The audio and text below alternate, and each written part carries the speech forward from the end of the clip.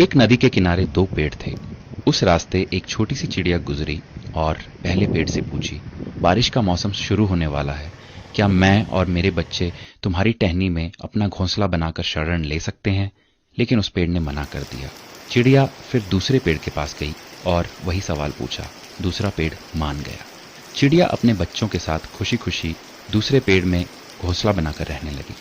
बारिश का मौसम आया और एक दिन इतनी जोर की बारिश हुई कि नदी के पानी का स्तर और तीव्रता बहुत बढ़ गई। इसी दौरान पहला पेड़ जड़ से उखड़कर पानी में बह गया।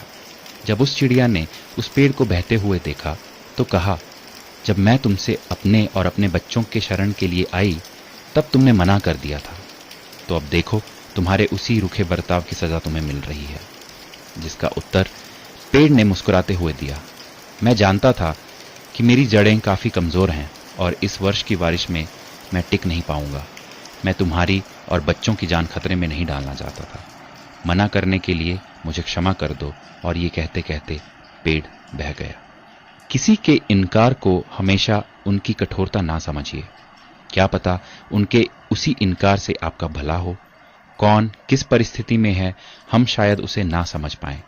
इसलिए किसी के चरित्र और उनकी शैली को उनके वर्तमान व्यवहार से ना तोलें। प्रभु भी यही कहते हैं कि एक मनुष्य दूसरे की सोच और विचार को नहीं समझ सकता। स्वयं प्रभु ही है जो मनुष्य को उसके हृदय से जांचता है, ना कि उसके रूप से। तो आइए दूसरों के बारे में ऊंच नीच से ना सोचकर सबको प्रेम और भाईचारे की नजर से देखने का प्रयास करते हैं।